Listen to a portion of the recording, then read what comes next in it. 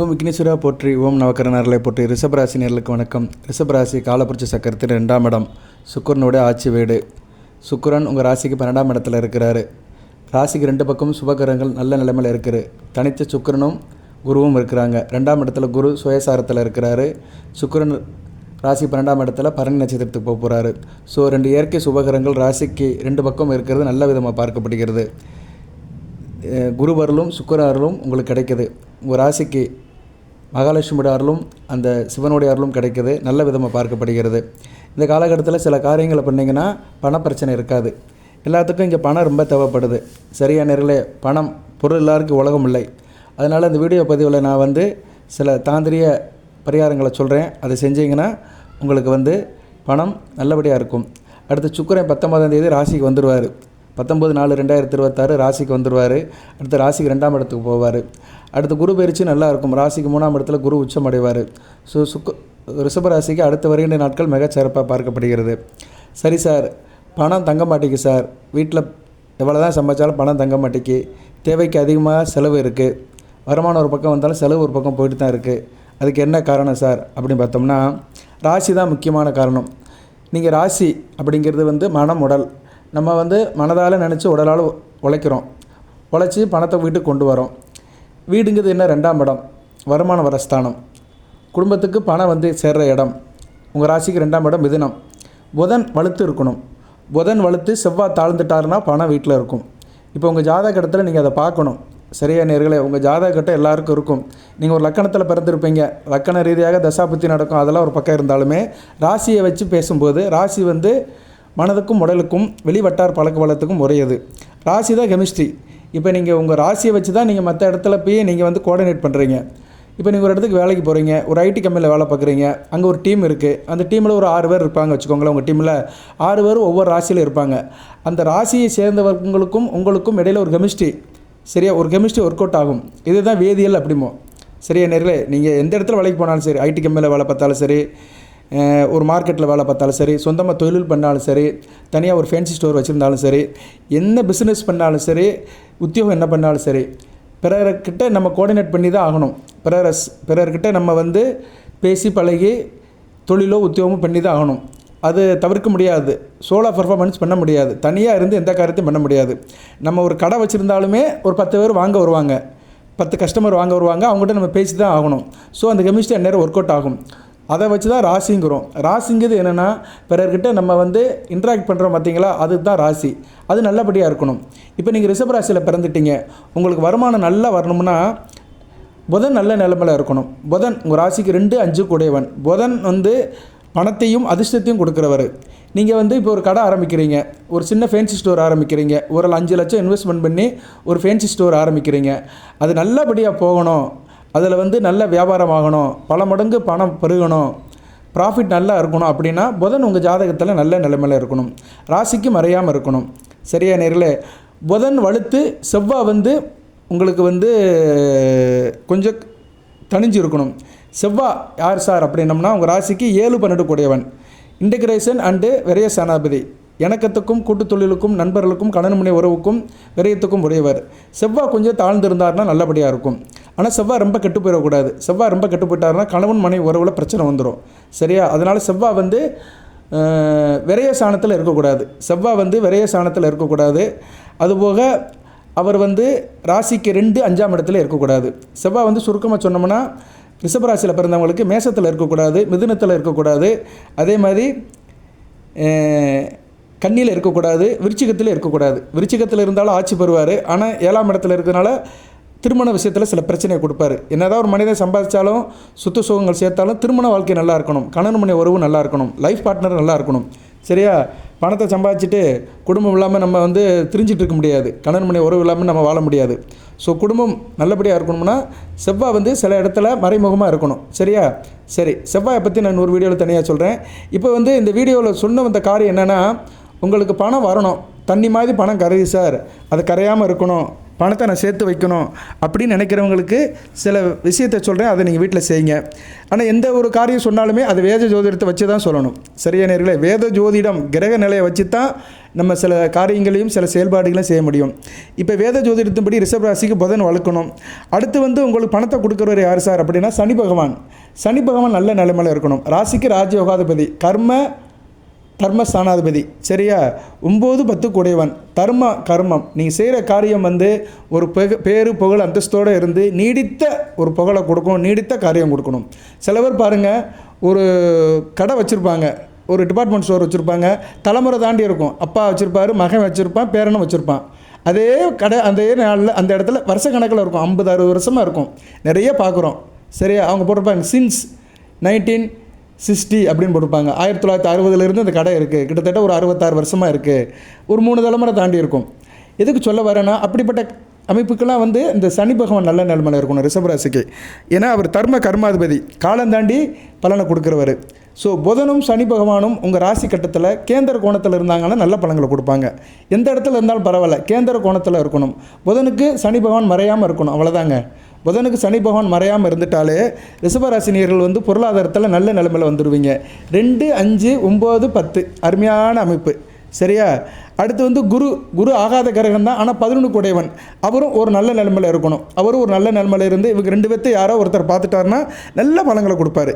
சரியா? இப்போ உதாரணத்துக்கு சொல்கிறேன், நீங்கள் ரிஷப ராசி, உங்கள் ராசியில் சந்திரன் இருப்பார். குரு ராசிக்கு 11ஆம் இடத்துல இருக்கிறாரு. மீனத்தில் இருந்து 5ஆம் இடத்துல இருக்கிற யாரை பார்க்குறாரு? புதனை பார்த்துட்டாருன்னா நல்ல பலன்களை கொடுப்பாரு. சரியா? நல்ல அமைப்பு தான். 5ஆம் இடத்துல இருக்க புதனை பார்த்துட்டாலும் நல்ல பலன்களை கொடுப்பாரு. இது நல்ல விதமாக தான் பார்க்கப்படுகிறது. அதே நேரத்தில் கடகத்தில் சனி பகவான் இருந்தாலும் நல்ல அமைப்பு தான். கடகம் ராசிக்கு 3ஆம் இடம், குருவோட 5ஆம் பார்வைக்கே வருவார். ஸோ ஒரே நேரத்தில் 2 விதமான நல்ல காரியங்கள் நடக்கும். ஒரு கல்லில் 2 மாங்காய். குரு மீனத்தில் 11ஆம் இடத்துல இருந்துட்டு, ராசிக்கு 11ஆம் இடத்துல இருந்துட்டு, ராசிக்கு 3ஆம் இடத்துல இருக்க சனி பகவானையும் பார்ப்பார், ராசிக்கு 5ஆம் இடத்துல இருக்க புதனையும் பார்ப்பார். ஸோ சனி புதன் 2 பேருமே சுபத்துவம் ஆயிடுவாங்க. அருமையாக இருக்குங்க. இந்த ஜாதகம் கொடுத்து வச்ச ஜாதகம். சரியா? இவங்களுக்கு பணப்பிரச்சனையே இருக்காது. உங்கள் ராசிநாதன் ஒரு நல்ல நிலைமையில் இருக்கலாம். சுக்கிரன் ஒரு 2ஆம் இடத்துலையோ 4ஆம் இடத்துலையோ 6ஆம் இடத்துலையோ 7ஆம் இடத்துல எங்கேனாலும் இருக்கலாம் சுக்கிரன். சரியா? சுக்கிரன் ஒரு இடத்துல நல்ல நிலைமையில் ஸ்தான பலம் பட்டு இருந்தாலும் போதும். இப்படி இருக்கிறவங்களுக்கு அவங்க வாழ்க்கையில் தனிப்பட்ட முறையில் சக்ஸஸ் ஆயிடுவாங்க. ஏன்னா ராசிங்க இது தனிப்பட்ட மனிதனை குறிக்கிறது. நீங்கள் உங்கள் கையால் கருணை அடிக்கிறது. சரியா? உங்கள் கையால் நீங்கள் கருணை அடிக்கிறது, பிறருடைய உதவி இல்லாமல் இண்டிபெண்ட்டாக வர்றதான் ராசி. சரியா? இப்போ புரிஞ்சிருக்குன்னு நினைக்கிறேன். ரைட்டு? ஒரு ஜோதிட அமைப்பும் சொல்லிட்டேன், ஒரு உதாரண ஜாதகமும் சொல்லிட்டேன். ஸோ நீங்கள் பெரிய ஒரு செல்வந்தனாக வரணும், பணக்காரனாக வரணும், பணம் பல வகையில் சேரணும்னா குரு, சனி பகவான், புதன் இந்த 3 கிரகங்களும் தங்களுக்குள்ள கேந்திர கோணத்தில் மறையாமல் இருந்துச்சுன்னா நல்ல பலன்களை கொடுப்பாங்க. இப்போ நான் சொன்ன அமைப்பு பார்த்தீங்கன்னா, குருவுக்கு கோணத்தில் சனி பகவான் வருவார், குருவுக்கு கேந்திரத்தில் புதன் வருவார், புதனுக்கு 11ஆம் இடத்துல சனி பகவான் வருவார். அருமையான அமைப்புங்க.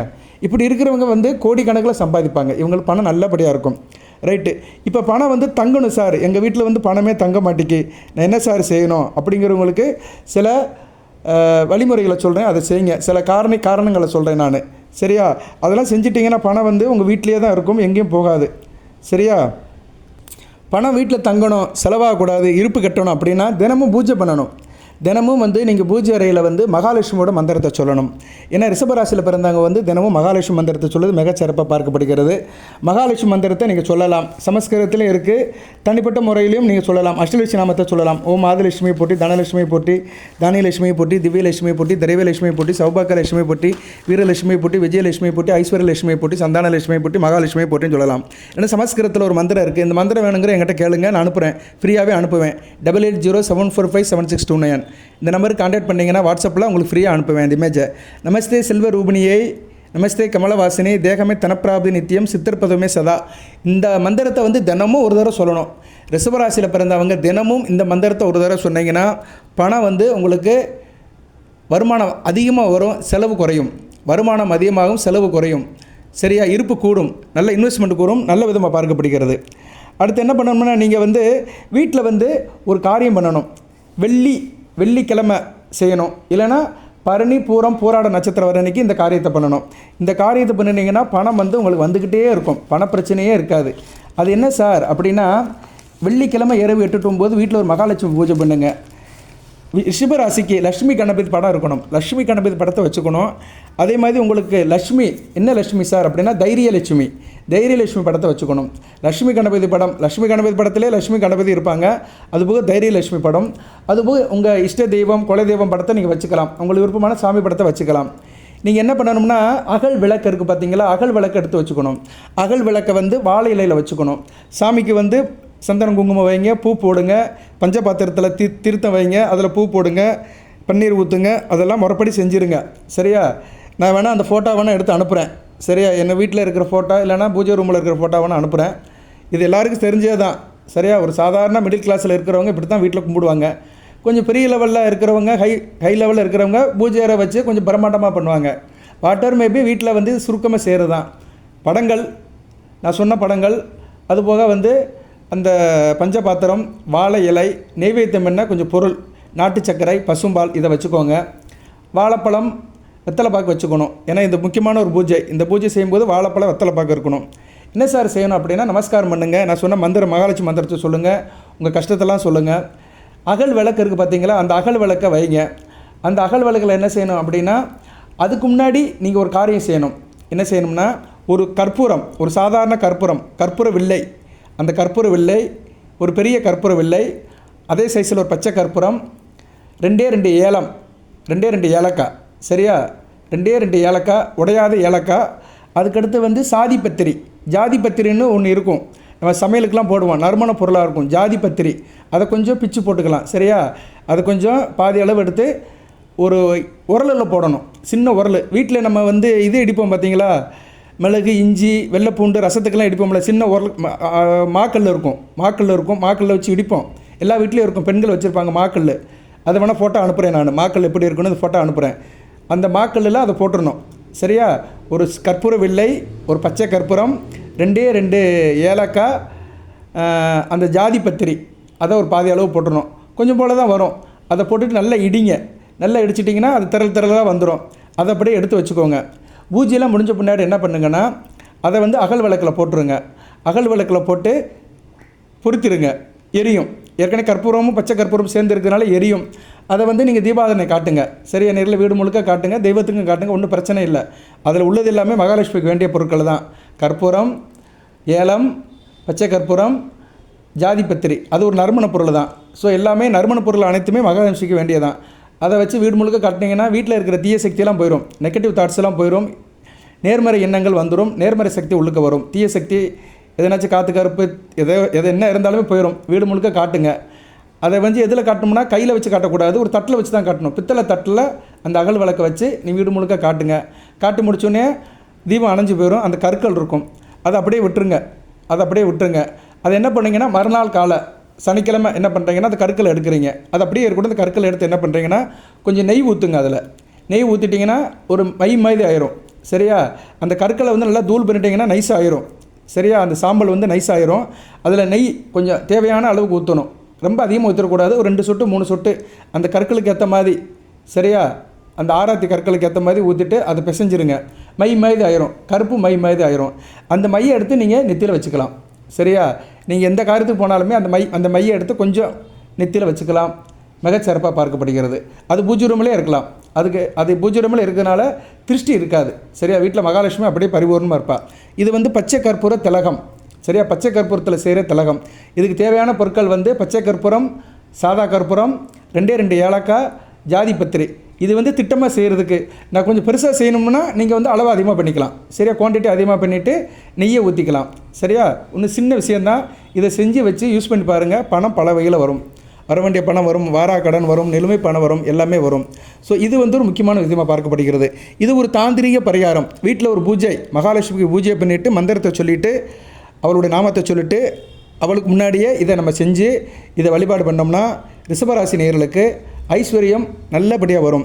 இந்நேரம் அதுக்கு உகந்த நேரமாக இருக்குது. ஏன்னா ராசிக்கு 2 பக்கம் சுபகிரகங்கள் இருக்குது. ஏப்ரல் 19ஆம் தேதி வரைக்கும் செய்யலாம். ஏப்ரல் 19ஆம் தேதிக்கு மேலேயும் செய்யலாம். ஏன்னா ராசிக்கு சுக்கிரன் வந்துடுவார். சுக்கிரன் வந்துட்டாருன்னா அங்கிட்டு ஒரு மாதத்துக்கு இருப்பார். ஸோ கிட்டத்தட்ட நீங்கள் மே 20 வரைக்கும் உங்களுக்கு நல்ல விதமாக பார்க்கப்படுகிறது. அதுக்கு அங்கிட்டு போனாலுமே அவர் குரு கூட சேருவார், 2ஆம் இடத்துல சேருவார். ஸோ அடுத்து வருகின்ற ஒரு 3 மாதத்துக்கு நல்லா இருக்குங்க. 3 மாதத்தில் ஒரு நாள் செய்யுங்க, வெள்ளிக்கிழமை. சரியா? வெள்ளிக்கிழமை செஞ்சீங்கன்னா சிறப்பாக இருக்கும். நல்ல விதமாக பார்க்கப்படுகிறது. வெள்ளிக்கிழமை வந்து சுக்கிரனுடைய நாள். சுக்கிர உரையில் செஞ்சிட்டிங்கன்னா மிகச்சிறப்பாக இருக்கும். அடுத்து சில விஷயங்களை கடைப்பிடிக்கணும் நீங்கள், அதையும் சொல்கிறேன், அதையும் பார்த்துக்கோங்க. சரியா நேயர்களே?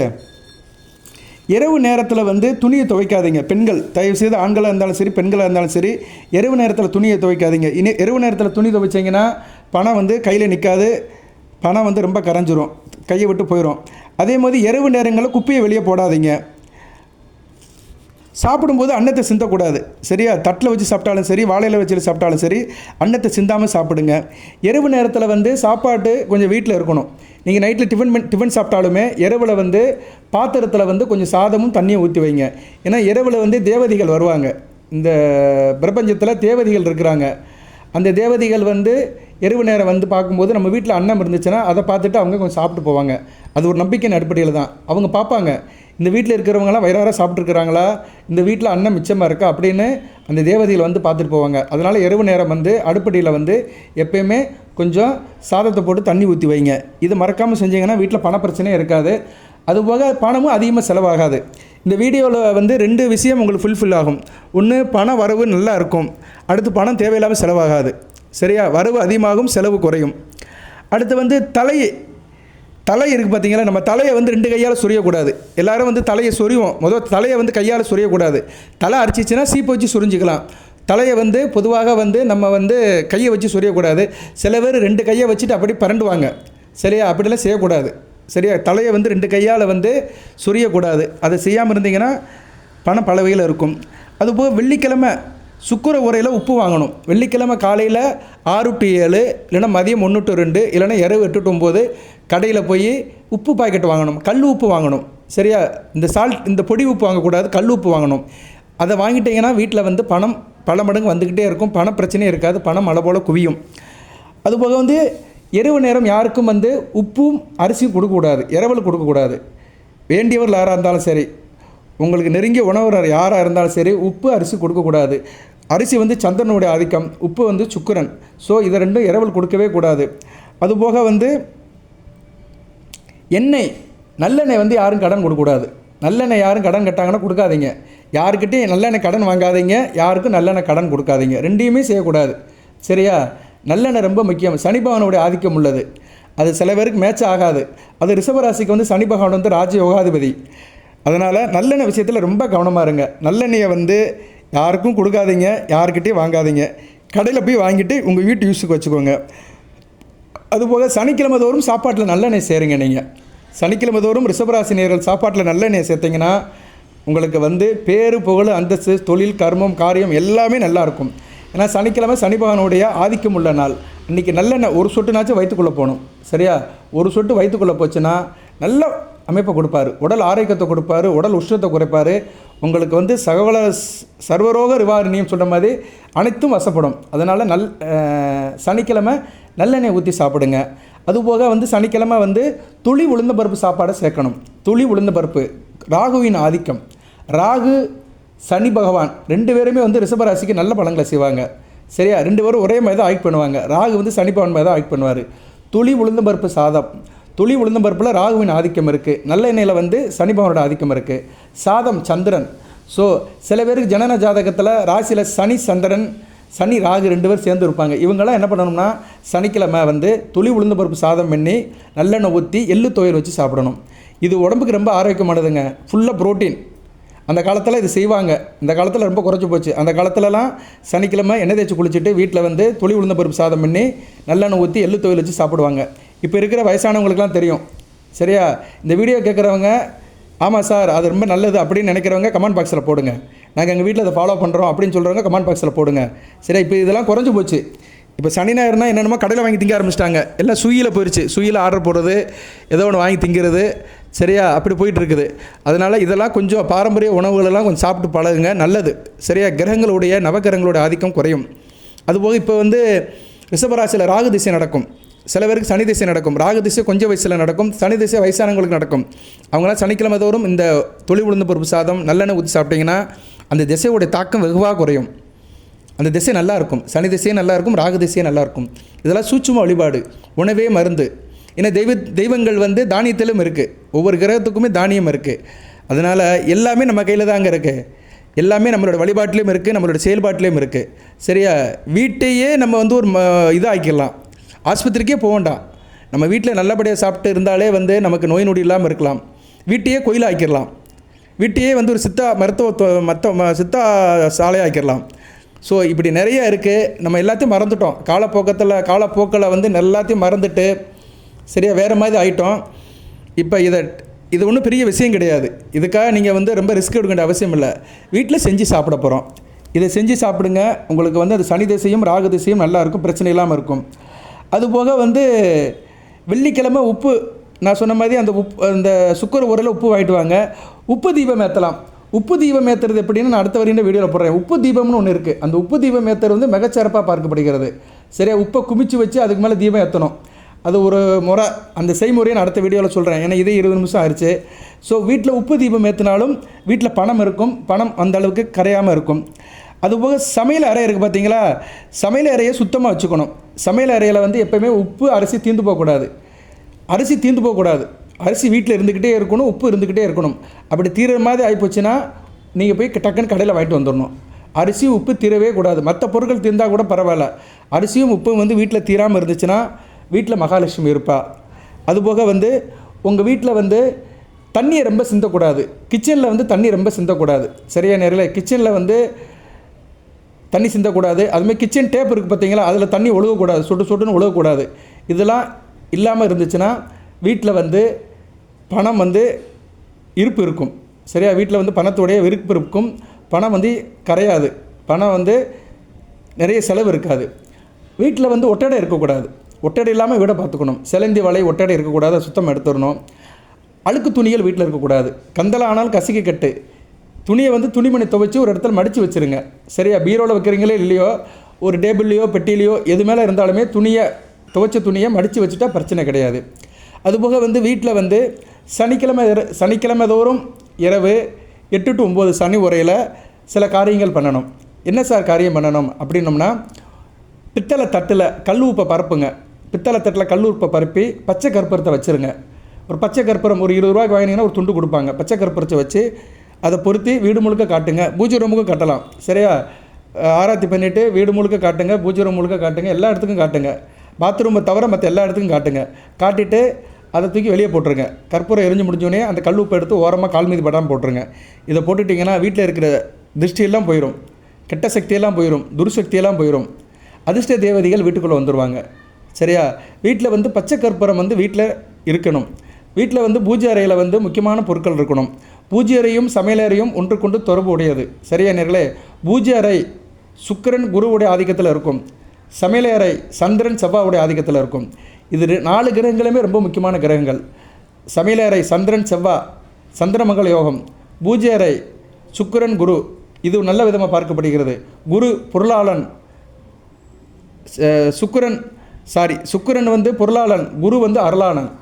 அது குரு வந்து எப்படின்னா திருவருளை கொடுப்பாரு, சுக்கிரை வந்து பொருளை கொடுப்பாரு, செல்வத்தை கொடுப்பாரு, 16 வகை பேரை கொடுப்பாரு. அதனால் பூஜை அறையும் சமையலறையும் நீங்கள் சுத்தபத்தமாக வச்சுக்கிட்டு சில காரியங்கள்லாம் பண்ணிங்கன்னா மிகச்சிறப்பாக இருக்கும். அதுபோக பௌர்ணமி தினம் அன்னைக்கு வீட்டில் வந்து பூஜை அறையில் விளக்கேற்றி வைங்க. இது ரொம்ப முக்கியம். அகல் விளக்கு எரியணும். சரி? அகல் விளக்கு வந்து ஒரு நெய் விளக்கு எரியணும் பூஜை அறையில். பௌர்ணமி அன்றைக்கி இரவு பௌர்ணமி ஆரம்பிச்சிருச்சுன்னா நீங்கள் வந்து ஒரு 7 மணிக்கு பொருத்தி வச்சுருங்க. சரி? ஒரு அகல் விளக்கில் நெய்யை ஊற்றி இந்த மூலையில் வைக்கணும், வடமேற்கு மூலையில் வைக்கணும். அடுப்படி ரூமில் கன்னி மூலையில் வைக்கணும். கன்னி மூலையில் ஒரு அகல் விளக்கை ஏற்றி வச்சுருங்க. அது எரியட்டும், ஒரு 10-11 மணி வரைக்கும் எரியட்டும். நீங்கள் சாப்பிட்டு முடிச்சுட்டு டிவியெல்லாம் பார்த்துட்டு எல்லா நிகழ்ச்சியும் முடிச்சுட்டு தூங்க போகும்போது மட்டும் அதை குளிர வச்சுருங்க. சரியா?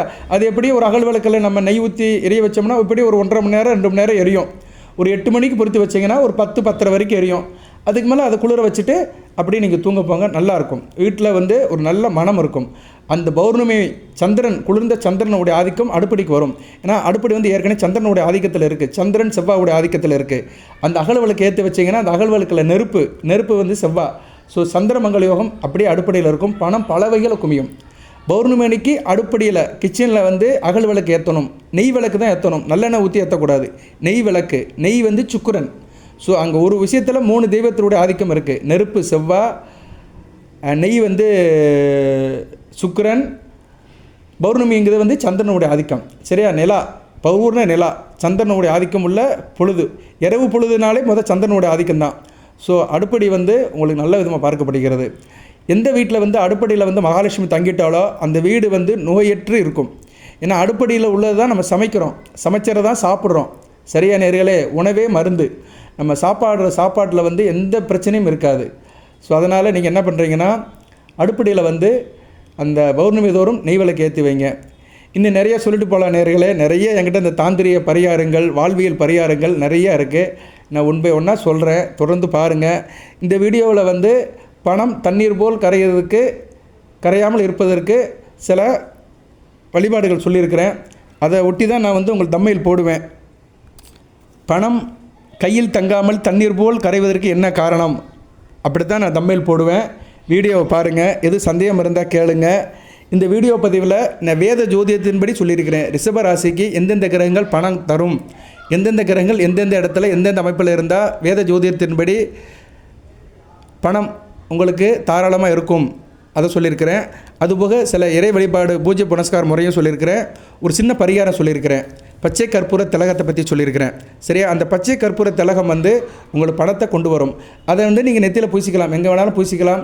இல்லை பூச வேண்டாம் அப்படின்னு நினச்சிங்கன்னா வீட்டிலே இருக்கலாம்.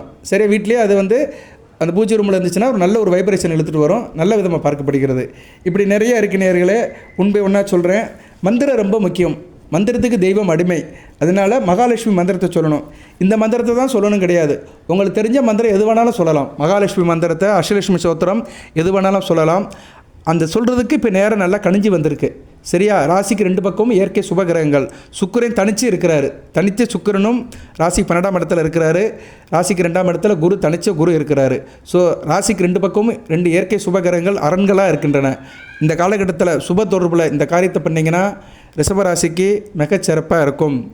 ஓகே நேயர்களே, இன்னும் பரிகாரம், தாந்திரிய பரிகாரம் நிறைய இருக்குது. ஒன்பை ஒன்றா சொல்கிறேன். நான் எதை சொன்னாலுமே ப்ராக்டிக்கலாக சாத்தியப்படுறதா சொல்லுவேன். சரியா? நிறைய செலவுலாம் இருக்காது. நமக்கு நாமே சில காரியங்களை செஞ்சுக்கலாம். ரிஷபராசி ரோஹிணி, மிருகசீரிஷம், கிருத்திகை இந்த 3 நட்சத்திரத்துக்குமே இந்த வழிபாடு பொருந்தும். ரோஹிணி நட்சத்திரநாதன் இன்று வந்து ராசிக்கு 9ஆம் இடத்துல இருக்கிறாரு. குரு பார்வையில் இருக்கிறாரு. நல்ல அமைப்பு தான். குருச்சந்திர யோகத்தில் இருக்கிறாரு. செவ்வாய் பரிவர்த்தனையான புதன் வீட்டில் இருக்கிறாரு. ராசிக்கு 11ஆம் இடத்துல இருக்கிறாரு. நல்ல அமைப்பு தான். மிருகசீர நட்சத்திரநாதன். கிருத்திகை நட்சத்திரநாதன் சூரியனும் ராசிக்கு 11ஆம் இடத்துக்கு வரப்போகிறாரு. நல்ல அமைப்பு தான். அடுத்து 12ஆம் இடத்துல வந்து உச்சம் அடைவார்.